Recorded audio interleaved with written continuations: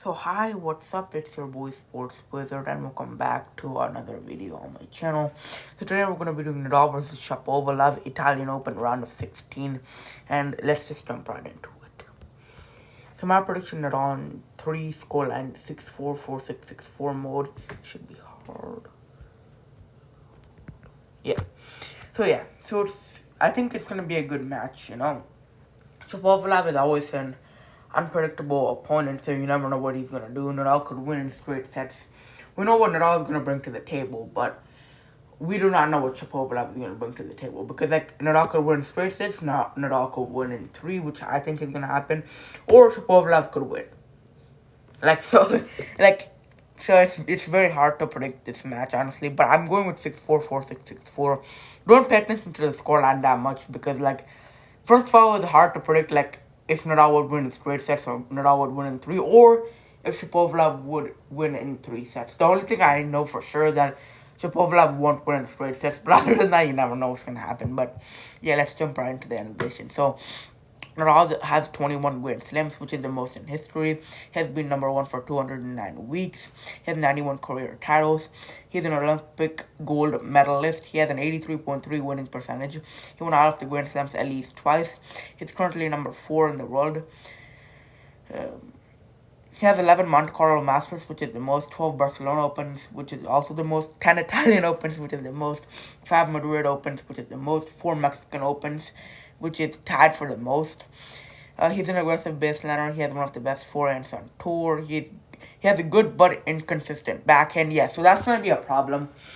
So what Shapovalov could try to do is that he can try to make his backhand go to Nadal's backhand. So try to hit his backhand down the line, so it'll come to Nadal's backhand, which Nadal, I'm not sure. He could really struggle with his backhand, so that's why it's going to be really inconsistent, because one day it could be really good, one day he could really struggle with it. So Shapovalov, if he wants to stand a chance of winning, he needs to hit his backhand down the line to Nadal's backhand, because Shapovalov's backhand is world class, it's a great backhand, so he can try to hit his backhand to Nadal's backhand across the court, and Nadal will probably struggle with returning Shapovalov's backhand, because Shapovalov, he has a lot of power with his one-handed backhand, so that's what Shapovalov could try to do to expose Nadal's backhand.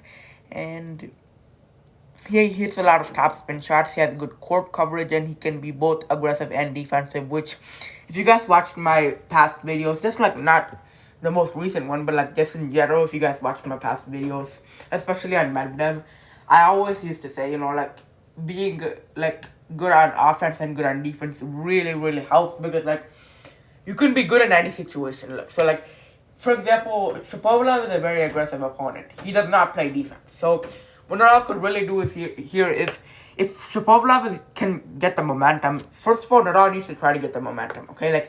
He needs to try to get the momentum on his side if he wants to win.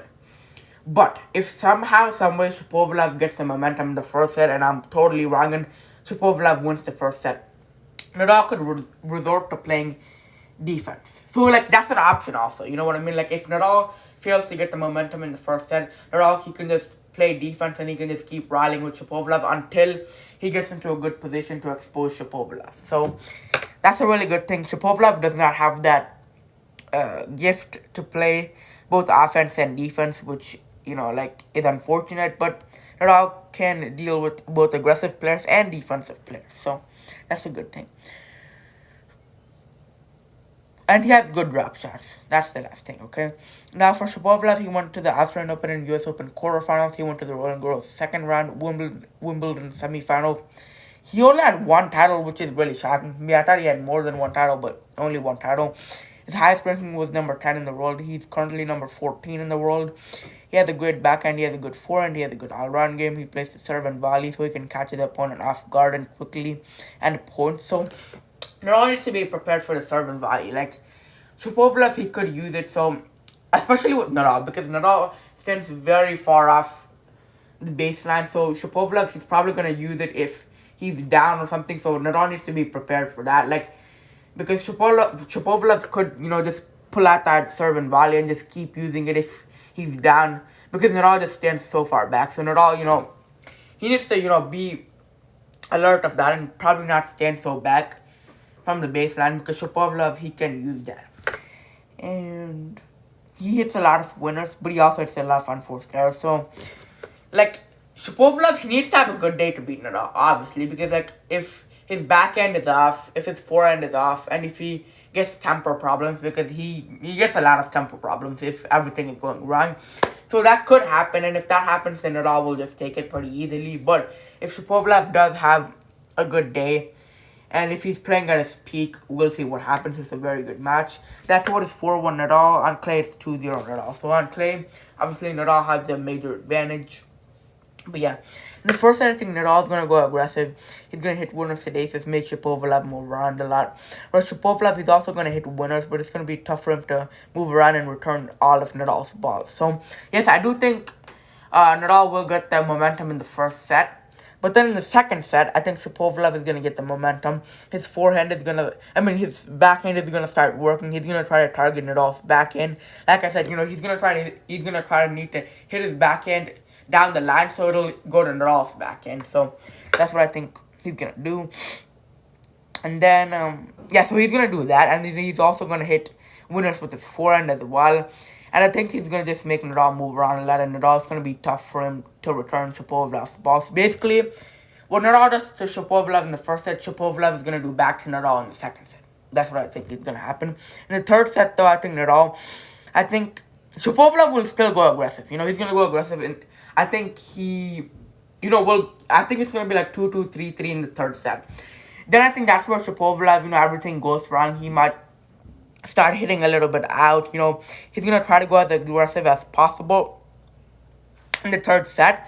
Whereas Nadal, he's going to just keep playing defense and just keep rallying with Shapovalov until Nadal gets into a good position to hit a winner. So I think the third set is very, very crucial if they each split one set to one set in the third set.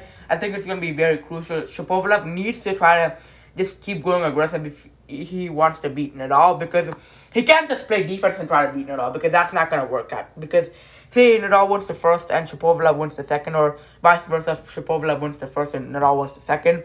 If they go to a third set, Shapovalov, he's gonna need to give his 100% out there. He's gonna have to use all of his energy, just keep trying to hit winners, keep trying to hit aces, control those unforced errors, and do all that, because he's going to need to use all of his energy in the third set if he manages to get a set off of Nadal in the first two sets. If he manages to go to a third set, Shapovalov, he's going to try to go aggressive. He's just going to need to do all that, because there's no point in trying to conserving your energy, because if you do that, then Nadal is going to beat you. So, there's no point in trying to conserve your energy. You just might as well just go and try to whack it, which I think that's what Shapovalov is going to do.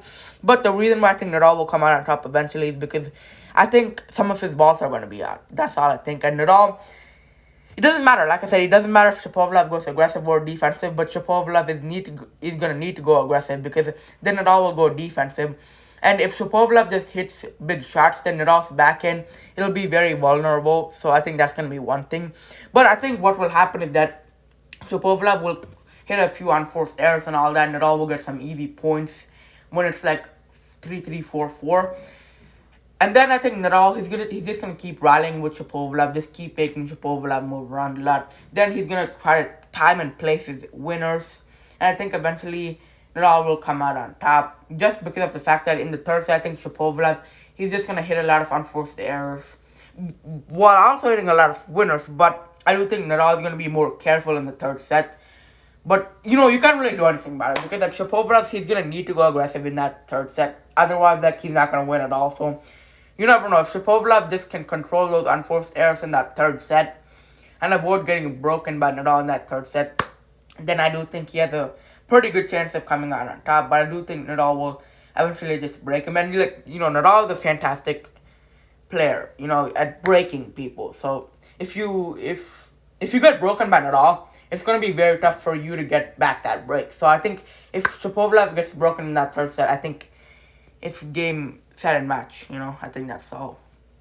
I think if he gets broken in that third set, I think that's it. But yeah, guys, comment down below what you guys think. I do think in the third set it's going to be very good. But like I said, I think Shapovalov is going to make some crucial mistakes that eventually will favor Nadal. And Nadal won't make that many mistakes. So I think, yeah. So Shapovalov, if he wants to win, again, I'm just recapping it one more time. If he wants to win, he's going to have to control those unforced errors. But in the third set, he's going to have to try to go big while also not hitting that many unforced errors, which is a very tough. Only people like Nadal, Djokovic, people like the big three could do that. Medvedev could probably do that. But like Shapovalov is going to have to try to go big while also not losing any points.